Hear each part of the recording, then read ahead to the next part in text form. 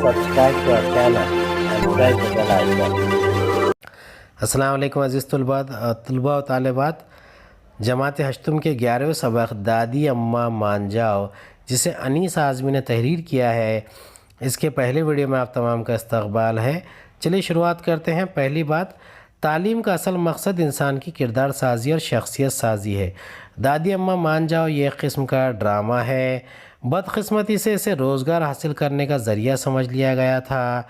पुराने ज़माने में लड़कियों को ये सोचकर तालीम से महरूम रखा जाता था कि इन्हें तो चार दीवारी में रहकर सिर्फ घर संभालना है। हालांकि एक तालीम याफ्ता औरत अपने घर को सलीक़े से संभाल सकती है। मौजूदा ज़माने में तालीम निस्वा को फ़रोग़ हासिल हो रहा है। झैल के ड्रामे में इसी ख़याल पर जोर दिया गया है। जान पहचान। मारूफ ड्रामा निगार अनीस आज़मी 1 जुलाई 1955 ईस्वी को जयराजपुर आज़मगढ़ के एक तालीम याफ्ता घराने में पैदा हुए। डॉक्टर ज़ाकिर हुसैन कॉलेज दिल्ली में आला तालीम हासिल करने के बाद वो ड्रामा थिएटर से वाबस्ता हो गए। इन्होंने कई ड्रामे, नुक्कड़ नाटक और टीवी सीरियल लिखे। बच्चों के लिए भी कई किताबें तसनीफ़ व तर्जुमा की है। अनीस आज़मी ने 9 बरसों तक नेशनल स्कूल ऑफ ड्रामा में तदरीसी खिदमत अंजाम दी। वो उर्दू एकेडमी दिल्ली के सेक्रेटरी भी रहे हैं। अनीस आज़मी के ड्रामों का मजमुआ जुलूस शाये हो चुका है। उत्तर प्रदेश और मगरबी बंगाल उर्दू एकेडमियों ने इन्हें इनामात से नवाजा है। अब इस ड्रामे के किरदार कौन से हैं? दादी अम्मा उम्र 75 साल की है, अम्मा उम्र 45 साल, समीना बड़ी बेटी उम्र 15 साल, तहमीना मंझली बेटी उम्र 12 साल, रूबीना छोटी बेटी उम्र 8 साल, कामवाली एक खातून और महरू लड़कियों की फूफी। पहला मंज़र है, इस मंज़र को समझेंगे। पर्दा उठता है, घर का खुला आंगन है। आंगन के बाद बड़ा सा दालान। दालान की दाहिनी दीवार के सहारे गाँव तकिए से टिकी हुई दादी अम्मा छालियाँ काट रही है। छालियाँ ये पुराने ज़माने में सुपारी वगैरह को, सुपारी या डल्ली जो होती थी, जिसे अंग्रेज़ी में बीटल नट कहते हैं, ये उसे कहा जाता है, और उसे काट रही थी।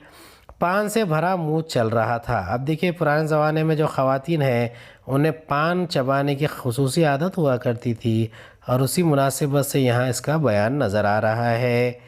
सुबह 7 सवा 7 बजे का वक्त है। घर के सब लोग अपने कामों में मशगूल हैं। दालान की बाईं जानिब अम्मा स्टोव पर चाय बना रही है। इनके सामने बर्तन फैले हुए हैं।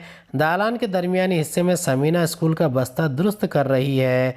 तहमीना भी स्कूल जाने की तैयारी में मशगूल है। करीब ही इसका बस्ता रखा है और वो जूते पॉलिश कर रही है। तीसरी बेटी रूबीना, जिसके बाल खुले हुए हैं, इसने स्कूल यूनिफॉर्म पहन रखा है।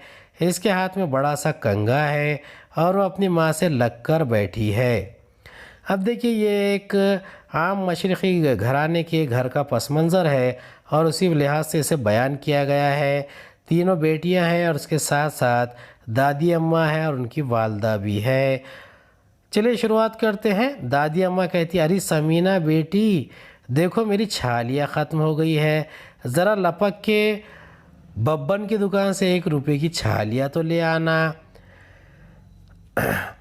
अब ये पुराने ज़माने में अक्सर इस किस्म के काम हुआ करते थे। अब ड्रामा दादी अम्मा मान जाओ जो है, ये एक सबक आमोज़ ड्रामा है। अब इसमें तालीम की अहमियत को उजागर किया गया है और दादी अम्मा अपनी पोतियों को अपने रंग में रंगाना चाहती है, उसी लिहाज से उन्होंने ये बयान किया है। अब वो ये कह रही है समीना से, यानी उनकी पोती से, कि जाकर वो बब्बन की दुकान से 1 रुपये की सुपारी लेकर आए। समीना कहती है, दादी तुम्हें तो पता है कि अब्बा ने मेरा दुकान पर और बाज़ार में जाना बंद करा दिया है, फिर अब 1 रुपये की छालियाँ भी तो नहीं मिलती। दादी कहती, अरे आग लगे इस महंगाई को। तहमीना, कहाँ है, इसी से मंगवा लेती हूँ।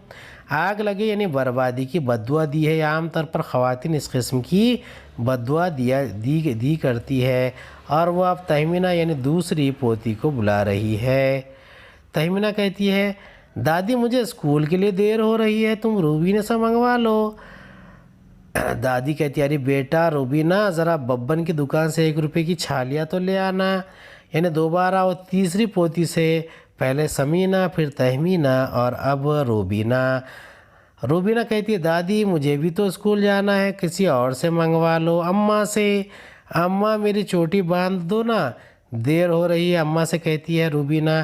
پہلے دادی سے کہتی ہے کہ مجھے اسکول جانا ہے، اسکول جانا ہے تو آپ کسی اور سے منگوا لو، اور امی سے کہتی ہے کہ مجھے میری چوٹی باندھ دو، یعنی روبینہ کے بال کھلے ہیں۔ دادی کہتی ہے ارے کم وقت تو تمہارا ناس جائے۔ اب ناس جائے یہ بھی ایک قسم کی بد دعا ہے، ناس ہونا یعنی برباد ہو جانا۔ تو اس طریقے سے وہ بد دعا دے رہی ہے اپنی پوتی کو بھی، اے تمہارا باوا نے تو تینوں کا داخلہ کرا دیا اسکول میں، ایک بھی میرے کام کی نہ رہی۔ یعنی باوا نے یعنی ان کے والد نے تینوں لڑکیوں کا داخلہ اسکول میں کر دیا ہے۔ جسے دیکھو اسکول بھاگی جا رہی ہے، ارے اسکول میں ذرا سی دیر ہو جائے گی تو کون سی قیامت آ جائے گی۔ اب دیکھیے پرانے زمانے میں لوگ اسی قسم سے برتاؤ کیا کرتے تھے اور تعلیم کو زیادہ اہمیت نہیں دی جاتی تھی۔ اماں کہتی ہے روبینہ تو لپک کے لیا دادی کی چھالیا، یعنی دادی جان کی تو فرما بردار جو ہے بہو بھی ہے، اور وہ اپنی بیٹی سے کہہ رہی ہے، چھوٹی بیٹی سے روبینہ سے، کہ وہ چھالیے یعنی سپاری لا کر دے دے۔ روبینہ کہتی ہے اماں اتنی دیر کیسے کہہ رہی ہوں، میری چوٹی باندھ دو، کوئی سنتا ہی نہیں۔ اماں ارے سمینہ جلدی سے اس کی چوٹی تو باندھ دے۔ سمینہ اماں مجھے دیر ہو رہی ہے اور ابھی کپڑے بھی پریس کرنے ہیں، دیر سے اسکول پہنچنے پر سزا ملتی ہے۔ اب دیکھیے کپڑے پریس کرنا اس کا مطلب ہے کہ کپڑے استری کرنے کے لیے وہ بیٹھ رہی ہے، اور والدہ کہتی ہے کہ سمینہ کو چوٹی باندھ دے، لیکن وہ بھی وہاں پر عذر لنگ پیش کر رہی ہے۔ دادی کہتی ہے غصے سے ستیہ ناش ہو اس پڑھائی کا، ارے کیا ملے گا اس سے، تینوں کو گھورتے ہوئے جسے دیکھو اسکول اسکول اسکول، آنے دو تمہارے باپ کو دیکھتی ہوں۔ یعنی دادی جان تو بگڑ کر یہاں پر پوتیوں سے غصہ کر رہی ہے۔ اماں کہتی ہے سمینہ ذرا جا اوپر جا کر اپنے ابا کو تو اٹھا دے، یعنی والد صاحب اوپر جا کر سو رہے ہیں، اور بیٹی سے کہہ رہی ہے والدہ کہ جا کر وہ اپنے والد کو جگا دے۔ سمینہ کہتی ہے میں نہیں جا رہی، ایک تو اٹھتے نہیں، اٹھتے ہیں تو ڈانٹنے لگتے ہیں، یعنی وہ اپنے والد سے ڈر رہی ہے، اسی لحاظ سے وہ کہہ رہی ہے کہ وہ نہیں جانا چاہتی۔ دادی کہتی ارے یہی پڑھتی ہو اسکول میں، اپنے گھر میں اپنے ہی باپ کی برائی، بیڑا غرق ہو جائے تمہارا، بیڑا غرق ہو جائے یعنی بہت ہی زیادہ پریشان ہو جائے یا نقصان ہو جائے۔ تو روبینہ کہتی ہے اماں اتنی دیر سے کہہ رہی ہوں میری چوٹی باندھ دو نا۔ اماں کہتی ہے دیکھ میں ناشتہ بنا رہی ہوں، آلو چھیلتے ہوئے، او سمینہ اس کی چوٹی باندھ دے، ارے سن رہی ہے یا کان بہرے کر رکھے ہیں۔ سمینہ کہتی ہے بس سب میرے پیچھے پڑ جاؤ، اللہ کسی کو بڑی بیٹی نہ بنائے۔ اب دیکھیے بیٹیوں کے معاملے میں یہ معاملات تو ہوتے ہی رہتے ہیں، وہ جو بڑی ہو یا چھوٹی ہو کام تو سبھی کو کرنا پڑتا ہے۔ کوئی کہہ رہا ہے میں ناشتہ بنا رہی ہوں، کوئی کہتی ہے چوٹی باندھ دو۔ روبینہ کہتی ہے اور چھوٹی بیٹی بھی نہ بنائے، باجی میری چوٹی بنا دو نا۔ روبینہ پھر سے اپنی باجی یعنی کہ سمینہ سے کہہ رہی ہے۔ دادی اماں کہتی ہے، اماں کی طرف دیکھتے ہوئے اے دلہن اب سمینہ کو بھی گھر بٹھا لو، جب اس کا دکان پر جانا بند کرا دیا تو اسکول سے بھی اٹھا لو، اتنی بڑی ہو گئی پھر بھی نہ طریقہ نہ سلیقہ، جس گھر میں جائے گی ہماری ناک کٹوائے گی۔ اب یہاں پر جو بیان کیا جا رہا ہے بیٹیوں کے بارے میں کہ اگر بازار جانا بند ہو گیا تو اسکول بھی جانا بند کروا دے اور گھر کے طور طریقے اور کام سکھوا دے۔ سمینہ کہتی ہے جسے دیکھو میرے ہی پیچھے پڑا ہے، ابھی 10ویں جماعت میں گئی ہوں، ابھی سے گھر بٹھا لو گے مجھے؟ دادی اماں کہتی ہے ارے تو بڑی کلے دراز ہو گئی ہے، ناس پٹی، اٹھنے دے تیرے باوا کو۔ اب یہ ناس پٹی یعنی برباد ہو، برباد کر دینے والی، اور اسی لحاظ سے وہ کہہ رہی ہے کلے دراز ہو جانا یعنی بہت ہی زیادہ بے ادب ہو جانا، اسی لحاظ سے اسے کہا گیا ہے۔ اٹھنے دے تیرے باوا کو یعنی تمہارے والد کو اٹھنے دو، آج سبق سکھوا کے چھوڑوں گی، گز بھر کی زبان ہو گئی ہے۔ گز بھر کی زبان ہو جانا یعنی بہت بولنے والی زبان ہو جانا، بہت زیادہ سوالوں کے جوابات دینا۔